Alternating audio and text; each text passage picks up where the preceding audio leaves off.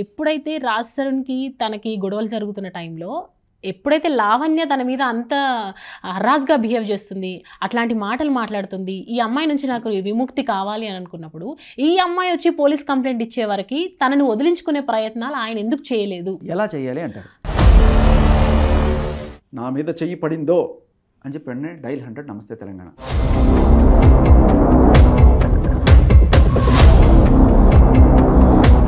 ఇప్పటి వరకు ఒకరు తప్పు అనుకున్న మనుషులు అందరూ కూడా జనాలు ఇటువైపు ఫ్లిప్ అయిపోయారు. లేదు లేదు రాజ్ తరుణ్దే కరెక్ట్ అని. న్యాయం గనక ఉంటే ఆయన ఎందుకు పోరాటం చేయలేదు? దీని గురించి ఆమెను వదిలించుకోవాలనుకుంటే ఆయన ఎందుకు పోరాటం చేయలేదని నేను అడుగుతాను. ఇప్పుడు ఇన్ని డ్రగ్స్ చేసి ఇన్ని బూతులు తిట్టి ఏదో ఒక రోజు ఒక ఫోర్కో కత్తి తీసుకొచ్చి పొడి చేస్తే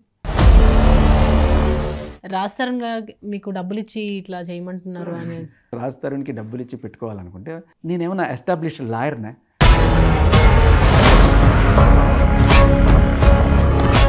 కంప్లీట్గా మీరు మొత్తం సపోర్ట్ అంతా కూడా అగెనెస్ట్గా ఉంది లావణ్యకి, మీరు మాట్లాడే మాటలు ఖచ్చితంగా. ఎందుకండి మీరు ఇంత పర్సనల్గా తీసుకొని ఇది చేస్తానంటే, నా ఫ్రెండ్ తల్లిని తిట్టావు నువ్వు, ఎవ్వరు ఆడదనేది ఎవరు తిట్టాలి, అందుకే నువ్వు ఆడదానివే అని అడిగాను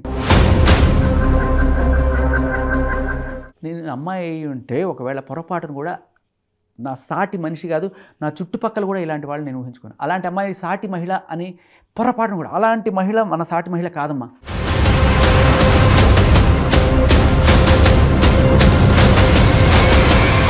బీభత్సంగా మారింది ఎందుకు? అవాయిడ్ చేస్తుంది అని. నన్ను రాజ్ తరుణ్ నన్ను అవాయిడ్ చేస్తున్నాడు, ఎందుకు చేయాల్సి వచ్చింది అని అంటున్నాను నేను. ఇష్టం వచ్చినట్టు కొట్టడం, బూతులు తిట్టడం, ఇవన్నీ కూడా సహించాడు పాపం మహానుభావుడు. నిజంగా దండం పెట్టాలి.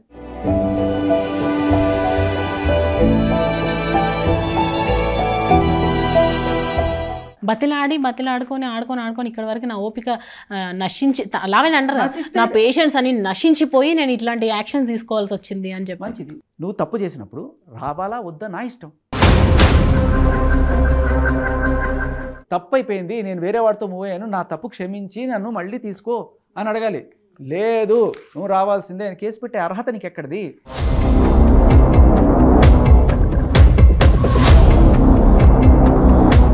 ఒక అడ్వకేట్ కూడా స్ట్రాంగ్గా సపోర్ట్ చేస్తున్నారు ఈ లావణ్య విషయాలు. అంటే ఆయన తీసుకున్న కేసు ఎప్పటికి కూడా ఇదవ్వలేదు, అంటే ఖచ్చితంగా న్యాయం వైపు నిలబడతాడని ఒక ఇది ఉంది ఆయన మీద. సగం అడ్వకేట్లు అన్యాయమే వాదిస్తున్నారు. ఇంత చూపించినా కూడా మీరు నమ్మరు, గుడ్డిగా ఇంత చూపించినా మీరు నమ్మను అంటే నాకు అనిపిస్తుంది. అదే మీరు నన్ను అడిగారు కదా రాజ్ తరుణ్ దగ్గర, మీరు నేను మాట్లాడుతున్నాను, మీరు లావణ్య దగ్గర ఎంత తీసుకున్నారు? భాషా గారికి ఒక సిస్టర్ ఉంటే ఆయన ఎలా రియాక్ట్ అయ్యేవారు అనే ఒక క్వశ్చన్ వచ్చింది. దానికి మీరు ఆన్సర్ ఏం చెప్తారు? అలా ఊహ కూడా చాలా చండాలంగా ఉందమ్మా, చాలా చండాలంగా ఉంది.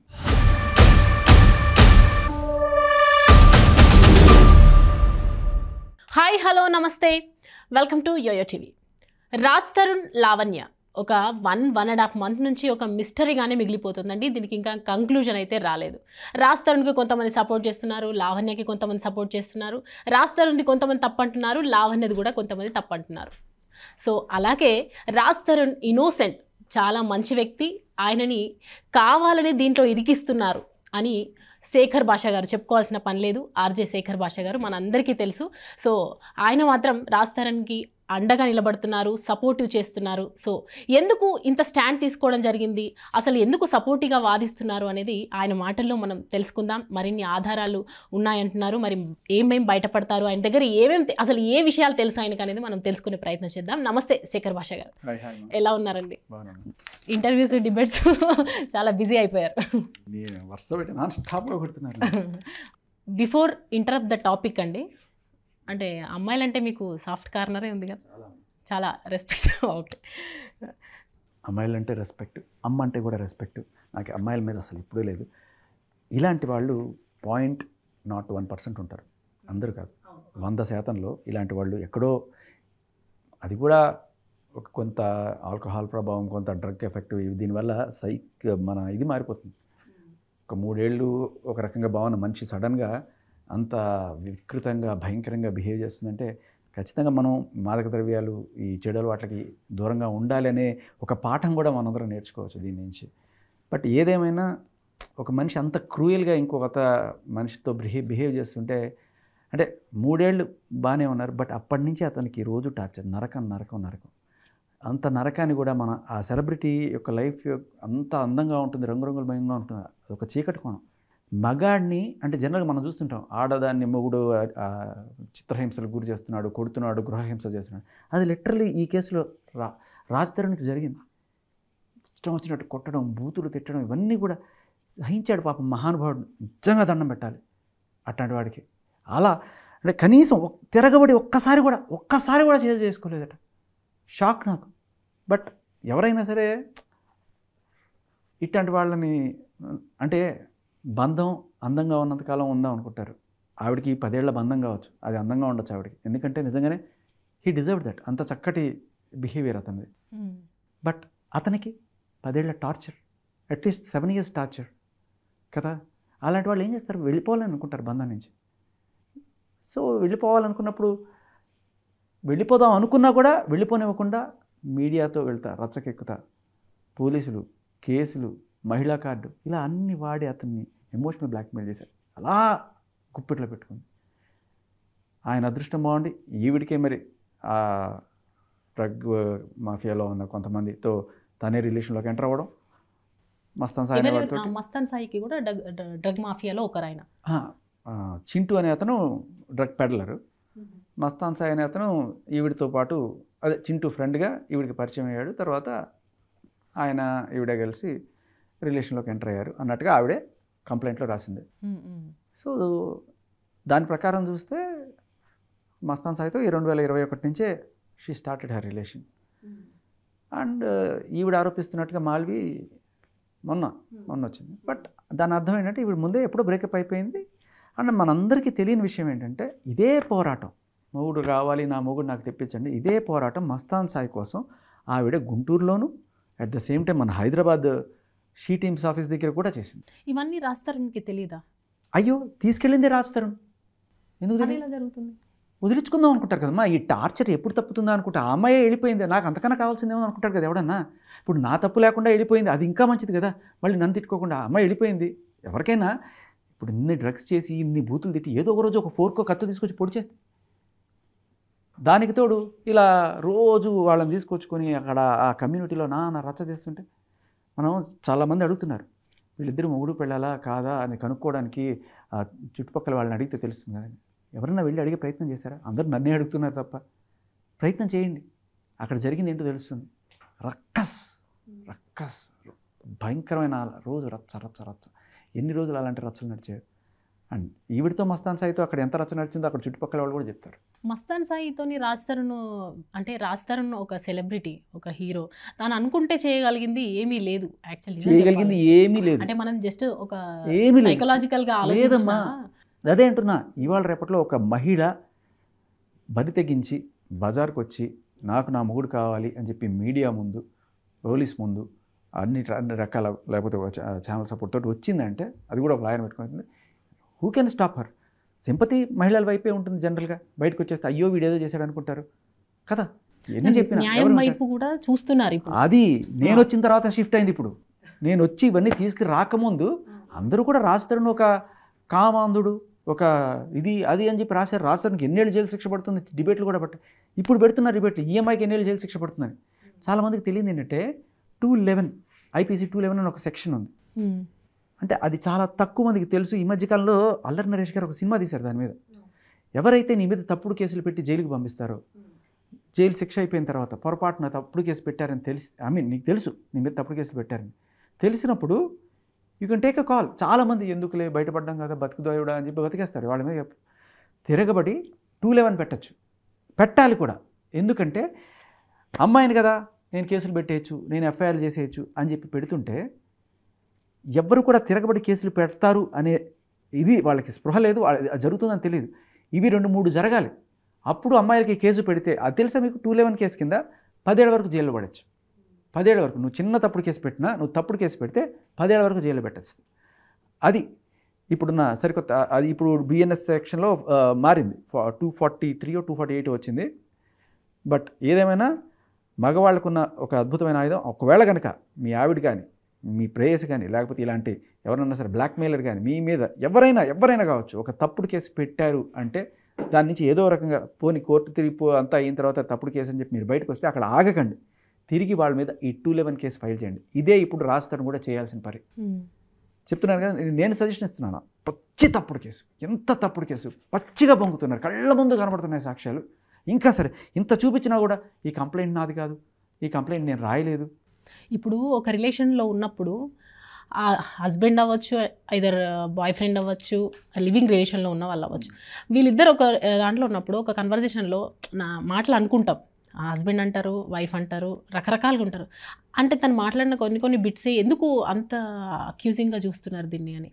బిట్ సంగతి పక్కన పెట్టమ్మా, ఆ బిట్ సంగతి టోటల్ కన్వర్జేషన్ బయటికి రావట్లేదు కదా, కొంచెం అంతా ఉంది. మీ ఓపిక 1 గంట 40 నిమిషాలు ఎంతో ఉంది. అది అంతా నేను ఇక్కడ కూర్చోబెడితే మీరు ఇట్లా ఉండాల్సి వస్తుంది తర్వాత. సో కాబట్టి కీలకమైన పోర్షన్ మీరు కావాలంటే నేను మొత్తం మీకు వినిపించాలంటే అది నేను వినిపించక్కర్లే, మీరు నెట్లో కొడితే వచ్చేస్తుంది వాళ్ళ కాన్వర్సేషన్. రాస్తారని ఎప్పటి నుంచి పరిచయం? నాకు ఇప్పటి నుంచి ఉయ్యాల జంపాల ఆ టైం నుంచే పరిచయం. అప్పటి నుంచి తెలుసు. అంటే వీళ్ళిద్దరు రిలేషన్లో ఉన్నట్టు తెలుసా? అసలు ఆవిడ ఎవరో తెలియదు, ఎవరికి ఒకరికొకరికి పరిచయం లేదు, కాకపోతే మీకు తెలుసు. ఈవిడ ఎవరో తెలియదు, అసలు మీకు తెలియదు, ఎవరికి తెలియదు, మీడియాలో ఎవరికి తెలియదు. లేదు, నేను రాస్తారంతో మీకున్న రిలేషన్ మామూలే, జస్ట్ మీకు నాతో ఉన్న రిలేషనే. ఎట్లా మామూలుగా ఎట్లా మీరు మాట్లాడుతున్నారో నేను రాస్తాను ఎప్పుడైనా ఇంటర్వ్యూలతో అలా మాట్లాడేవాడిని. అంటే ఎందుకు అంత స్టాండ్ తీసుకోవాలనుకుంటున్నారు ఈ విషయంలో? నేను తీసుకోలేదమ్మా, మీరే ఇప్పుడు ఇది నేను చేస్తున్న యుద్ధం కాదు, మీరు చేస్తున్న యుద్ధం. యూట్యూబ్ ఛానల్స్ అన్నీ కలిపి వీళ్ళు నిజం ఉందని నమ్మి నన్ను పిలిచి చేయిస్తున్న యుద్ధం. దీంట్లో నిజం ఉంది, ఏదో చెప్తున్నాడు ఈ అబ్బాయి, వినాలి మనం తప్పకుండా. ఆఖరికి ఎవరైతే ఈ అమ్మాయికి సపోర్ట్గా వచ్చి అంటున్నారు కాబట్టి నేను అంటున్నా, అంటే మీరు ఎలా దాన్ని జస్టిఫై చేయగలిగారు? సపోర్ట్ మీరు అన్నారు కదా, రాస్తారని ఈజ్ వెరీ ఇన్నోసెంట్, ఆయన ఏ తప్పు లేదు. తప్పు అదే అంటున్నా, తప్పు లేదు. ఎందుకంటే అమ్మా ఇప్పుడు మాల్వీతో నిజంగానే ఎఫ్ఐఆర్ ఉందనే అనుకుందాం, ఆవిడ ఆరోపిస్తున్నట్టు. కానీ వన్స్ ఈ అమ్మాయి బ్రేకప్ అయిపోయి వెళ్ళిపోయిన తర్వాత, అంటే ఆ అమ్మాయి కంప్లైంట్ ఇచ్చిన దాని ప్రకారం నేను మాట్లాడుతున్నాను. ఆమె అమ్మాయి రాయలేదు అంటుంది ఇప్పుడు, కానీ సంతకం అయితే ఆ అమ్మాయిదే. మరి లండన్లోకి వెళ్ళి చదువుకొని వచ్చావు, నీకు అది చదువుకోకుండా సంతకం పెడతావా? అండ్ నువ్వు ఒకవేళ అంత rape case, attempt to murder case పెట్టినప్పుడు నువ్వు కనీసం అక్కడ పోలీస్ స్టేషన్లో నీకు చదివి వినిపించరా కదా? So I don't by that point. ఇది ఎంత ఉత్తుతీరేనండి, ఫేక్ అండి. అంటే 1.5 సంవత్సరం పాటు ఒక అబ్బాయి మీద నువ్వు అటెంప్ట్ మర్డర్ కేసు పెట్టి ఇప్పుడు వచ్చి బయటకు వచ్చి చెప్తున్నావు అంటే 1.5 సంవత్సరం ఆ అబ్బాయి జీవితం ఏమైంది? దారుణం కదా. డైవర్ట్ అవుతున్నావమ్మా. మీరు ఏదో కేసు అడిగారు, మీరు ఇందాక అడిగిన క్వశ్చన్ ఏంటి? రాజధానికి ఎందుకు అంత సపోర్ట్ తీసుకుంటున్నారు అని అన్నారు, స్టాండ్గా ఎందుకు నిలబడ్డారు అని చెప్పి. అదేమ్మా కారణం, క్లియర్ కట్గా ఫాల్స్ కేస్, క్లియర్ కట్గా ఫాల్స్ కేసు అని నేను నమ్మాను, మనసా వాచా కర్మ నమ్మాను. అండ్ నేను దానికి అంటే నేను ఫ్యాక్ట్స్ చూశాను, చూపిస్తున్నాను. అది వాళ్ళు ఏమంటున్నారు, తప్పు అంటున్నారు. కాదు, మీకు కనిపించిన ఫ్యాక్ట్స్ ఏంటి, ఎదుటోళ్ళు ఫాల్స్ అనుకుంటున్న ఫాల్స్ ఏంటి అసలు? అదే అంటున్నాను, నీ స్వహస్తాలతో నువ్వు రాసావా అని అన్నాను నేను. లేదు, నేను నా స్వహస్తాలతో రాయలేదు. సరే, ఆ సంతకం అయినా నీదే కదా అంటే అది కూడా ఆవిడ సమాధానం చెప్పాలి. ఓకే, సరే సంతకం ఆవిడని టాలీ కూడా అయింది క్లియర్ కట్గా. ఎందుకంటే మొన్న ఇచ్చిన నార్సింగి కంప్లైంట్ కేసులో ఆవిడ పెట్టిన సంతకం, ఇక్కడ పెట్టిన సంతకం ఒకటే. అండ్ ఇది జస్ట్ ఊరికే నథింగ్ టు డిస్కస్. ఎందుకంటే అంత పెద్ద కేసు, అమ్మాయి లేకుండా, అమ్మాయికి చెప్పకుండా rape case, attempt murder case better, simple as that. ఇప్పుడు అంతా అయిన తర్వాత బయటకు వచ్చి ఇప్పుడు ఏదో చిన్న టెక్నికల్ మిస్టేక్స్, లేకపోతే నాతో వాడు పెట్టించాడు, వీడు పెట్టించాడు, అది నాకు సంబంధం లేదు అని ఎలా అంటావు? నువ్వు రాసి సంతకం పెట్టి ఒక అతనికి 1.5 year పాటు నరకం చూపించి అతను కోర్టుల చుట్టూ, పోలీసుల చుట్టూ తిరుగుతూ ఇవాళ ఆయన అంత ఇబ్బంది పడుతున్నారు. రాస్తారు నా చాలా గొడవ జరిగినప్పుడు కొట్టేది, అంత అబ్యూజింగ్ వర్డ్స్ మాట్లాడేది, ఇంత జరుగుతున్నా ఆయన ఎందుకు రెస్పాండ్ అవ్వలేకపోయినా? అంటే ఆయన తలుచుకుంటే జస్ట్ ఇది చిన్న థింగ్, అంటే నార్మల్గా కాదమ్మా, మీకు అదే అర్థం కావట్లా. సెలబ్రిటీ తలుచుకున్నా కూడా మూసుకొని ఉండాల్సిన పరిస్థితి, అది ఆడదాని పవర్ ఇవాళ. అదేలా కుదురుతుంది? ఇప్పుడు మీరు బయటకు రాలే. ఇప్పటి వరకు ఒకరు తప్పు అనుకున్న మనుషులు అందరూ కూడా జనాలు ఇటువైపు ఫ్లిప్ అయిపోయారు. లేదు రాస్తారంటే కరెక్ట్ అని. న్యాయం గనక ఉంటే ఆయన ఎందుకు పోరాటం చేయలేదు? దీని గురించి ఆయనను వదిలించుకోవాలనుకుంటే ఆయన ఎందుకు పోరాటం చేయలేదని నేను అడుగుతాను. అదేమ్మా, ఆయన పోరాటం చేయడానికి ముందుగా యాంటిసిపేటరీ బెయిల్ తీసుకొని వద్దామని వెయిట్ చేస్తున్నాడు. ఇప్పుడు కాదు జరిగింది. నేను ఈ కేసు అనేది అసలు జరగకముందు మస్తాన్ సాయి కోసం కేసు పెట్టడానికి ఆయనకు తోడుగెళ్ళాడు, ఈమె నుంచి విముక్తి పొందుదాం అనుకున్నాడు. ఇవన్నీ తెలుసు. అప్పటికే వీళ్ళిద్దరు కన్వర్జేషన్స్ ఉన్నాయి, చాలా ఫైట్స్ ఉన్నాయి, గొడవలు జరుగుతున్నాయి, తను ఈమె కొట్టుకుంటున్నారని లేవు. అవన్నీ ఎప్పుడు ఇది జరిగిన తర్వాత ఎప్పుడైతే మీడియా తను ఎప్పుడైతే పోలీస్ కంప్లైంట్ ఇచ్చిందో ఆ వీళ్ళిద్దరు తర్వాత కొట్టుకోవడం అంటే ఈఎంఐ కొట్టడం తప్ప ఇంకోటి లేదు. వీళ్ళిద్దరు తిట్టుకోవడం అంటే ఈఎంఐ తిట్టడం తప్ప ఇంకోటి లేదు. ఈ అబ్బాయి కూడా ఎప్పుడు అంటాడు ఏదైనా సరే మరీ పచ్చిబూతులు తిట్టి ఆయన నోర్మోయ్ అంటాడు. అది కూడా అంటే పచ్చిబూతులు తిట్టినప్పుడు నోర్మోయ్ అన్న కూడా తప్ప? మీరు చెప్పండి. నోర్మోయ్ అనేది తప్ప, లేకపోతే I'm sure you must have slept your mother with your mother, తల్లితో అక్రమ సంబంధం అంత గట్టి తిట్టి, అది కూడా చాలా నీచమైన భాషలో. నేను చాలా పాలిష్గా చెప్తున్నాను. మీ అమ్మాయి ఎంతమందితో సంసారం చేస్తే పుట్టావరా నువ్వు? ఇటువంటి మాటలు నాకు తెలిసి ఏ భర్త అయినా ఏ భార్య అయినా అంటే కొంతమంది అయితే చంపేస్తారు. అయినా కూడా మహానుభావుడు భరించాడు. నేను చెప్తున్నాను ఇదంతా క్యాజువల్ అండి, వాళ్ళు బూతులు తిట్టుకుంటారండి అని వాళ్ళకి అనిపిస్తోంది, నాకు అనిపించట్లా. పోనీ మీకు అనిపిస్తుందా? దీన్ని ఎవరు మనము కరెక్ట్ అని చెప్పము. కాకపోతే నేనేమంటున్నా అంటే మీ పాయింట్ అర్థం కావట్లేదు అనుకున్నా. చెప్పండి. ఎప్పుడైతే రాజ్ తరుణ్కి తనకి గొడవలు జరుగుతున్న టైంలో ఎప్పుడైతే లావణ్య తన మీద అంత హరాస్గా బిహేవ్ చేస్తుంది, అట్లాంటి మాటలు మాట్లాడుతుంది, ఈ అమ్మాయి నుంచి నాకు విముక్తి కావాలి అని అనుకున్నప్పుడు ఈ అమ్మాయి వచ్చి పోలీస్ కంప్లైంట్ ఇచ్చే వరకు తనని వదిలించుకునే ప్రయత్నాలు ఆయన ఎందుకు చేయలేదు? ఎలా చేయాలి అంటారు? ఈయన ఇప్పుడు తనైతే ఎలా అయితే వెళ్ళిందో ఈయన కూడా అదే దాంట్లో వెళ్ళొచ్చు కదా. రాజ్ తరుణే వెళ్ళి పోలీస్ కంప్లైంట్ ఇవ్వడము, తన నుండి నాకు రక్షణ లేదు, తను ఇట్లా మాట్లాడుతుందని ఆయన ఎందుకు చేయలేకపోయారు? డైరెక్ట్గా ఎందుకు ఆమెను మెల్లిమెల్లిగా అవాయిడ్ చేసి మళ్ళీ అడిగిన తర్వాత ఆపేసేయండి. నేను ఎందుకంటే మళ్ళీ నాకు ఈ మధ్య ఎక్కువ ఇంటర్వ్యూస్ మతిమరపు వచ్చిస్తుంది, అక్కడే చెప్పేస్తాను మీకు. సో మగాడు బేసికల్లీ ఒక ఆడది నన్ను కొడుతుంది, ఒక ఆడది నన్ను తిడుతుంది అని చెప్పుకోవడానికి కొంత చిన్న చూపుగా ఫీల్ అవుతాడు. First point. మన ప్రాణంకి మించింది ఏదీ లేదండి. ఉంటుందండి, అభిమానం ఉంటుంది. అదేంటంటే అలా బయటికి వస్తే నన్ను తక్కువగా అనుకుంటారు, చీప్గా అనుకుంటారు. ఒక ఆడదాన్ని కూడా నువ్వు ఇట్స్ లవ్ ఆర్ సింపతి ఏంటది? ఇప్పుడు రాజ్ తరుణ్ ఈ విషయం మొగాడు ఎప్పుడు కూడా అభిమానం చంపుకొని బయటికి రాడు, తను నన్ను తిడుతుంది చెప్పుకోలేడు అంటున్నారు. మనమైతే చూస్తున్నాం ఇప్పుడు గత 10-15 ఏళ్ళ నుంచి నార్మల్గానే అమ్మాయిల మీద జోక్స్ ఉన్నాయి, కామెడీస్ ఉన్నాయి, అన్నీ ఉన్నాయి. అసలు ఆడదంటేనే అది ఇది అని చెప్పి అందరూ మీలాంటి రాస్తారు. సరదాగా రాసే జోకులకే అంత ధైర్యంగా మాట్లాడుతున్నప్పుడు ఇది నిజంగా ఆయన అనుభవిస్తున్నప్పుడు ఆయన ఎందుకు బయటకు చెప్పలేకపోయారు అని మళ్ళీ అదే మీరు మళ్ళీ అదే చెప్తున్నా. ఆయనే కాదు, చాలా మంది మగాళ్ళు బయటకు వచ్చి నా పెళ్ళ నన్ను కొడుతుంది, నన్ను రాసి రంపాన పెడుతుంది అని చెప్పి పోలీస్ స్టేషన్కి వెళ్ళి అంటే భయమా, సింపతియా, లవ్వా? లావణ్య మీద రాస్తారనుకుంది భయం. తన మీద తనకున్న భయమా, తను ఏమైనా చేసుకుంటుందని భయమా, ఏమైనా చేస్తుందని భయమా? నాకు కన్ఫ్యూజ్. తన మీద తనకున్న భయం అంటే రాజ్ తరుణ్ గారికి తన మీద తనకున్న భయం. రాజ్ తరుణ్ గారికి ఆయన మీద భయం ఉందా? ఆయన మీద ఆయనకు భయం ఉండడం. ఇప్పుడు వెళ్ళి పోలీస్ కంప్లైంట్ ఇవ్వాలన్నా ఏదైనా కూడా తనకి భయం అని అంటున్నారు మీరు. ఎందుకు భయం? ఆ అమ్మాయి అంటే భయం. అమ్మాయి అంటే భయం, ఏం చేస్తుందో అని చెప్పి. మీకు ఆడియో విన్నట్లేదు మీరు? విన్నాను. కొడుతుంది, తిడుతుంది, పచ్చి బూతులు తిడుతుంది. ఆ అమ్మాయి పోలీసుకి ఫోన్ చేస్తుంది. ఎన్నిసార్లు చేసింది అలా? అంటే ప్రతిరోజు జరిగే సన్మానం అది డైలీ ప్రాసెస్. కాకపోతే ఆవిడ ఏం ఆరోపిస్తుందంటే ఆ ఒక్కరోజు రికార్డింగ్ పట్టుకొని మీరు నా మిగతా అదంతా కూడా ఎలా జడ్జ్ చేస్తారు అంటది. సో ఆయన ఏం గెస్ట్ చేయడు కదా, రోజు అంటే ఏదో ఒకరోజు పెట్టాడు చాలు అనుకున్నాడు. ఇంకా ప్రతిరోజు నిజానికి చెప్పాలంటే ఇంకా ఉన్నాయి, మీకు కావాలంటే తీసుకొస్తా వినండి. అంటే మాకు ఒక 2-3 అయితే అంటే ఇంకెవరికి వినిపియని, ఇంకెవరు వినలేని మీ దగ్గర ఉంటే ఎక్స్క్లూజివ్ కావాలంటే చూపించండి, చూద్దాం. మెల్లగా వస్తాయి బయటకు. సాక్ష్యాలు లేకుండా కూడా ఎవరు అంటే కొన్ని కన్వర్సేషన్స్ అనేవి విన్నాం. నేను క్లోజ్డ్ సోర్సెస్ వరకు తెప్పిస్తాను. But let's see. అంటే ఎన్ని బూతులు వింటారండి ఎవరికైనా కూడా.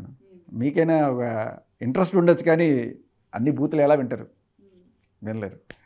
సరే కానీ మీకు కావాలంటే నేను అరేంజ్ చేస్తాను, మేబీ 2-3 రోజుల్లో చూద్దాం. I will try.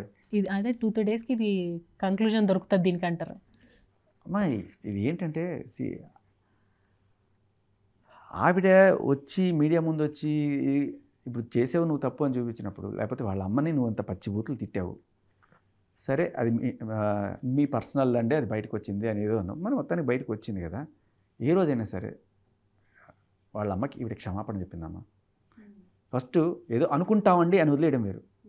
వాళ్ళ అమ్మకి అంత బూతులు తిట్టడానికి నిజానికైతే నా దృష్టిలో ఇంత అమ్మని తిడితే మనమ్మనే కాదు పక్క వాళ్ళ అమ్మని తిట్టినా కూడా వెళ్ళి కొట్టేద్దాం అంత కోపం. డైరెక్ట్ వదిలేయచ్చు కదా, మా అమ్మని తిట్టింది ఏమే, నువ్వు నాకు మా అమ్మని తిట్టావు నాకు వద్దు అని డైరెక్ట్గా మాట్లాడచ్చు కదా. మీకు అర్థం కావట్లేదు ఇంకా అక్కడ, మీరు వినలేదైతే ఆడియో. మీరు వినండి ఒక్క నిమిషం. ఆవిడ ఏం చెప్తుంది, నేను కొట్టి డిస్టెన్స్ తిట్టి ఆవిడ ఏమంటుంది తర్వాత, నీ కెరీర్ సర్వనాశనం చేస్తా, పద నన్ను తీసుకెళ్ళు అన్నపూర్ణ స్టూడియోకి, నాగార్జున దగ్గర పంచాయతీ పెడతా, నా సౌరంగ ప్రొడ్యూసర్ తీసుకెళ్ళు అండ్ వాళ్ళ పేర్లు చెప్తే వాళ్ళని కూడా బుద్ధులు తిడుతుంది. సరే ప్రైవేట్ కార్ వదిలేద్దాం. బట్ పాయింట్ ఏంటంటే పంచాయతీ పెడతా బయట, అమ్మాయి అది కూడా చెప్తుంది, ఉమెన్ అంటే ఏంటో చూపిస్తా అంటే అమ్మాయి బయటికి వెళ్ళి చించుకొని అరిస్తే నలుగురు వస్తారు, వీడిదే తప్పనుకుంటారని చెప్పి ఆవిడ క్లియర్గా తెలుసు. She has that experience and expertise. అది అర్థమవుతుంది మనకి. అది వాడి ఆ అమ్మాయి కార్డు వాడి ఈ మీడియా పోలీస్ కేస్ అని చెప్పి అది ఎంతవరకు సక్సెస్ అవుతుంది అనేది తెలియదు మనకి. ఇవాళ బూమరాంగ్ అయింది ఆవిడకి. నేను వచ్చి ఇవన్నీ చూపిస్తున్నాను, ఇలా ఒకడు వస్తాడు ఒకడు చూపిస్తాడు అని అనుకోలే ఆవిడకి క్లియర్ కట్గా అర్థమైపోయాను నేను. ఏంటంటే నాకు సపోర్ట్ చేయండి, ఎందుకండి న్యాయానికి కదా సపోర్ట్ చేయాల్సింది, ఫ్యాక్ట్స్ చూపిస్తే ఆన్సర్ చేయండి, సింపుల్. సో ఇదే ప్రాసెస్లో ఆవిడ నాన్ స్టాప్గా హెరాస్మెంట్ టార్చర్ చేస్తూనే ఉంది. ఎవడు భరిస్తాడండి ఇన్నాళ్ళు టార్చర్? ఆడపిల్ల అయినా సరే కొడుతున్నాడు మొగుడు కొడుతున్నాడు అంటే ఎప్పుడో ఒకరోజు బయటపడాలి అనుకుంటుంది తప్ప వాడితో కాపురం చేయాలని అనుకోదు కదా. ఎంతమంది వీళ్ళు ఇట్లా పెట్టి బయటకు వచ్చేవాళ్ళు ఉన్నారా లేరా? ఎవరైనా అంతే. కాకపోతే ఆవిడ కొట్టినప్పుడు ఈయన తిరిగి కొట్టలేడని కాదు, ఆవిడకన్నా బలవంతుడు ఖచ్చితంగా తిరిగి కొట్టడం ఎంతసేపు. కానీ ఒకటి ఈయన సంస్కారం, ఇంకోటి భయం. నిజంగానే భయం కన్నా సంస్కారం నేను చెప్తున్నాను కదా. ఆ మనిషి నిజంగా పురుషోత్తముడు అని టైటిల్ రావడం కానీ నిజంగా పురుషోత్తముడు. నేను ఎందుకు చెప్తున్నానంటే literally I have the proof. But కాన్ఫిడెన్షియల్గా నేను మీకు చెప్తా. ఈ మస్తాన్ సాయి అనే వాడితో కింద ఉంటున్న టైంలో అంటే వీళ్ళు బ్రేకప్ అయిపోయింది అయినా కూడా he let her be there. First point అతని గొప్పతనానికి తారకండి. ఎవరన్నా సరే వదిలిపోయిన తర్వాత పని ఏంటి? ఇప్పుడు పెళ్ళం కాదు, ప్రేయసి కాదు, అక్కడే ఉంటాను, అక్కడే పట్టుకుని గబ్బిలంగా ఉంటాను, అక్కడితో ఆకుండా వాళ్ళని వీళ్ళని తెచ్చుకొని డ్రగ్స్ చేసి నాన్న పెంట చేస్తాను అన్నా కూడా ఆయన భరించాడు. మహానుభావుడు, నిజంగా మహానుభావుడు. దీనికి మనం రకరకాల తప్పుడు అర్థాలు అనుకుంటున్నారు. నేను చెప్తున్నాను కదా, నిజంగా మహానుభావుడు. మస్తాన్ సాయితో ఇదే రకమైన బిహేవియర్, మస్తాన్ సాయితోటి ఇదే రకమైన బిహేవియర్ ఆ చింటూతోటి. ఆవిడ అసలు డ్రగ్ కేసులో ఎలా పట్టుబడింది తెలుసా మీకు? ఇదే ఎవరినైనా సరే అమ్మ నా బూతులు తిట్టడం. ఆ చింటూనే అమ్మ నా బూతులు తిట్టింది. వాడేం చేశాడు? ఊరుకుంటాడు. టైం కోసం చూశాడు. కరెక్ట్గా ఆవిడ దగ్గర డ్రగ్స్ తీసుకుని వస్తున్న టైంలో చూసి ఇదిగోండి పలానా టైంలో ఆ అమ్మాయి దగ్గరికి వెళ్తే మీకు దొరుకుతాయని చెప్పేశాడు. ప్రతి ఒక్కరికి కూడా బలవంతంగా డ్రగ్స్ మరి నాకు తెలియకుండా పెట్టారని చెప్తుంది కదా. అది కూడా మీకు చెప్తానమ్మా. అది మీకు ఒక్క రోజులో ఫుల్ క్లారిటీ వచ్చేస్తుంది. మీడియా గమనిస్తుండండి మీకు. సో ఆ చింటూని తిట్టి వాడికి శత్రువు అయ్యి బయటకు వీళ్ళు అందరూ కూడా హిహి నవ్వుతూనే ఉంటారు. ఎవరు మస్తాన్ సాయి కావచ్చు, చింటూ కావచ్చు, ఎవరైనా కూడా ఎవ్వరు భరించలేరమ్మా ఇట్లాంటిది. ఏ మగాడు కూడా, ఈ మగాడు కాదు ఎవరు కూడా ఇది భరించలేరు. విపరీతమైన స్మోకరు, ఆల్కహాల్ కన్జ్యూమరు అండ్ దానికి తోడు మెత్ అంటే అబండెంట్ డ్రగ్, ఇవన్నీ వాడి ఆవిడికి వచ్చే ఇంతోటి అంతే మా బ్యాన్ కత్తే. అయితే ఆ టైంలో మస్తాన్ సాయితో ఉంటున్న టైంలో అందరూ రాజస్థాన్లా కాదు కదా, కొన్నిసార్లు అమ్మని తిడితే కోపం వస్తుంది ఎవరికన్నా. అది కూడా మామూలుగా కాదు. మస్తాన్ సాయి వాళ్ళ అమ్మని కూడా తిట్టిందా? నీచంగా, చాలా నీచంగా అనమాట. ఊరుకోడు కదా, తిరగబడ్డాడు, కొట్టాడు. కొడితే నన్ను కొడతావా? ఇప్పుడు నిజంగా చెప్తా, కొడితే ఏకంగా attempt to murder, okay, attempt to murder, రేపు అన్నీ అతనికి అసన్మానం అనమాట. బట్ ఆ కొట్టిన క్షణం కూడా ఈ గొడవలు అంటే ఇది చాలా చోట్ల జరిగింది, చాలాసార్లు కొట్టించుకుంది, చాలాసార్లు తిట్టించుకుంది. చాలాసార్లు తిడుతుంది, చాలాసార్లు కొట్టించుకుంది కూడా. కొట్టించుకున్నప్పుడు కేసులు పెట్టడం, బెదిరించడం ఇవన్నీ కూడా జరుగుతుంటాయి. ఇది ఇంతనే కొట్టించుకోవడం అని ఎలా అంటారు మీరు? కొట్టినప్పుడు ఇవి తిట్టి కొట్టించుకున్న ఆమె కావాలని కొట్టించుకొని తిట్టించుకొని వీళ్ళని తిట్టి నన్ను కొట్టు అని చెప్పేది. ఇప్పుడు అమ్మని తిడితే పట్టుకొని కొడతాడు ఎవడన్నా, అదే జరిగేది. అది నీ అంతటి నువ్వు అంటే కొట్టిన ప్రతిసారి వాళ్ళ అమ్మని తిడుతూనే కొట్టించుకుందా కదా. ఎవరికైనా అదే కోపం వస్తుంది.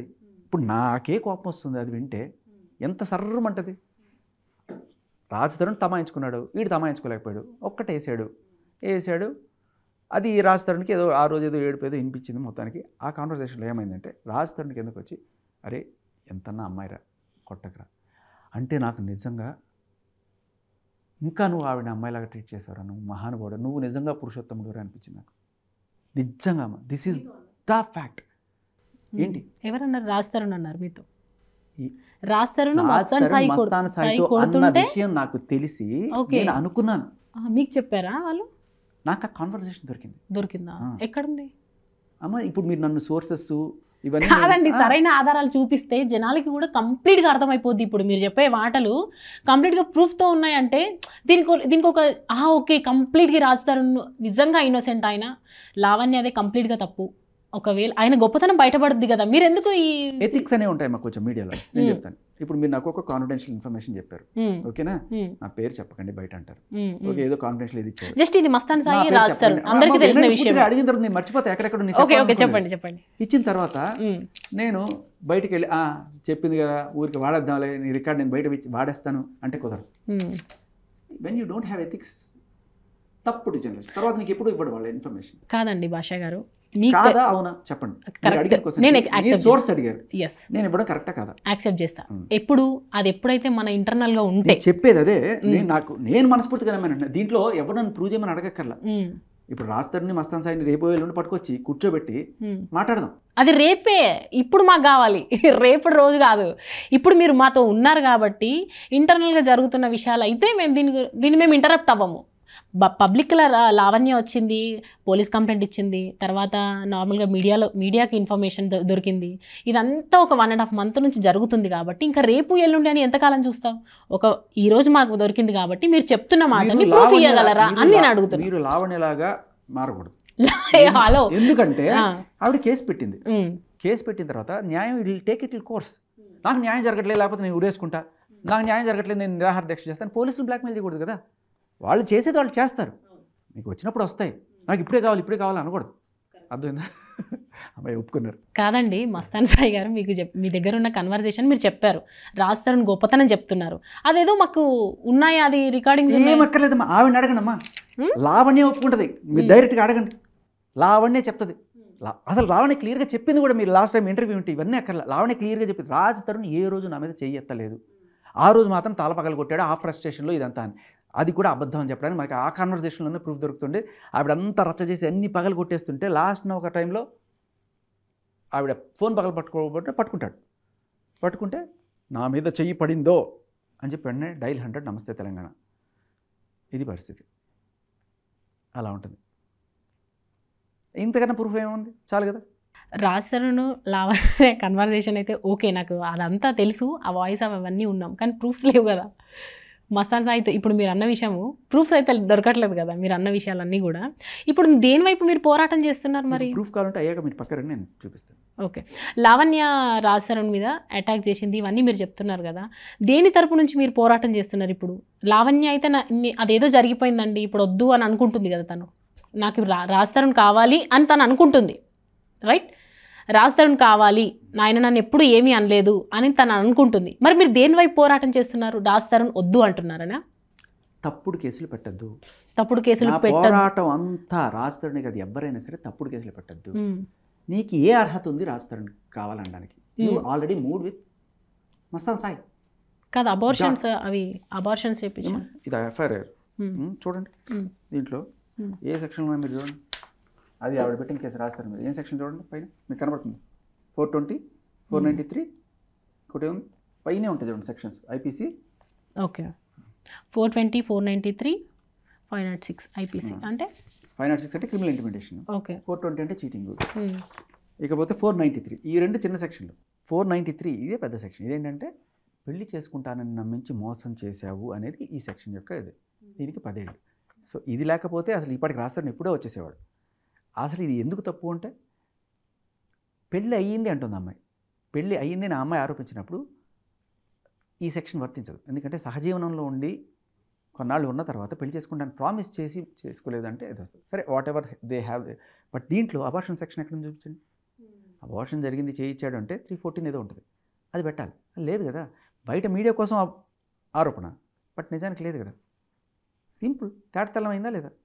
తను రాజ్ తరుణ్ అంటే స్టార్టింగ్లో ఎప్పుడైతే ఈ న్యూస్ బయటకు వచ్చిందో వెంటనే తను మాట్లాడిన మాటలు, నేను నార్మల్గా తనకు డబ్బులు ఇవ్వడం ఆపేశాను కాబట్టి నా మీద ఇప్పుడు ఇట్లాంటి కేసెస్ పెడుతుంది అని చెప్పాను. మీరు చెప్పిన దానికి ఆయన చెప్పిన దానికి అసలు సంబంధమే లేదు.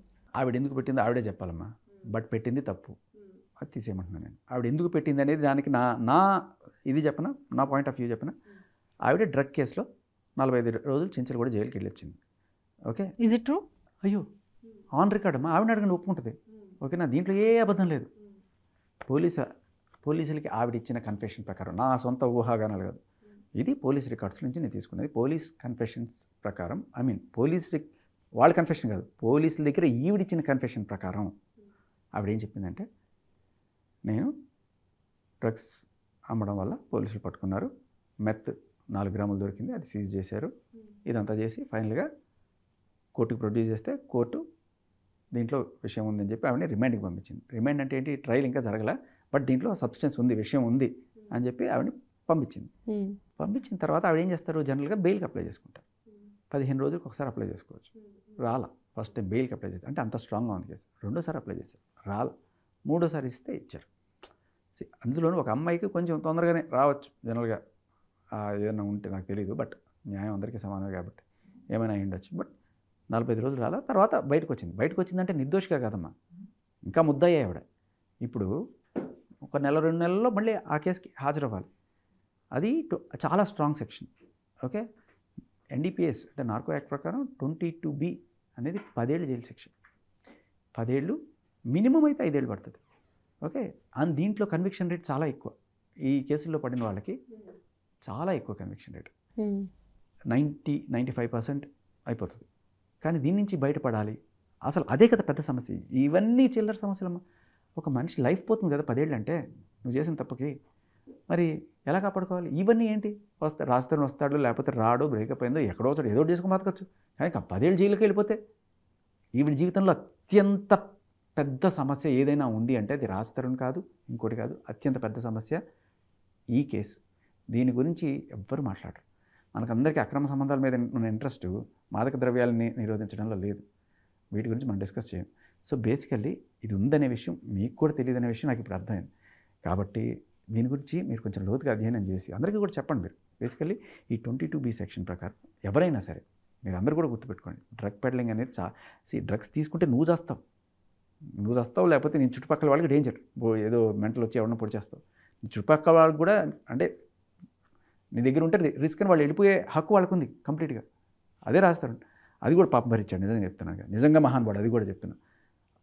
కాకపోతే నువ్వు పెడ్లర్ అయ్యావనుకో, పెడ్లర్ అంటే అమ్మడం, వాళ్ళకి వీళ్ళకి అమ్మేవనుకో, నువ్వు చెడింది కాకుండా తాను చెడ్డకొత్తి మనమంతా చేర్చినట్టు ఇంకో 10 మందికి ఇది చేస్తున్నావు. డ్రగ్స్ గురించి చేయని పోరాటం లేదండి, జరుగుతుంది. ఇప్పుడు ఈ మధ్య కాలంలో మన తెలంగాణ సీఎం రేవంత్ రెడ్డి కూడా డ్రగ్స్ గురించి ఒక అవేర్నెస్ రావాలి, ఎవరైతే సినిమా ఉందో చాలా గట్టిగా కొడుతున్నారు. మరి అంత కృషి చేస్తున్నారు మన పోలీసులు, మన గవర్నమెంట్, వాళ్ళ మీదే తప్పుడు ఆరోపణలు చేస్తున్నావు కదా నువ్వు. ఏంటి, నన్ను బలవంతంగా ఇరికిచ్చారు ఈ కేసులో అంటుంది. అంటే ఏంటి, పోలీసులు తప్పనే? ఇప్పటికి కూడా అది ఛాలెంజ్ చేస్తుంది అమ్మాయి.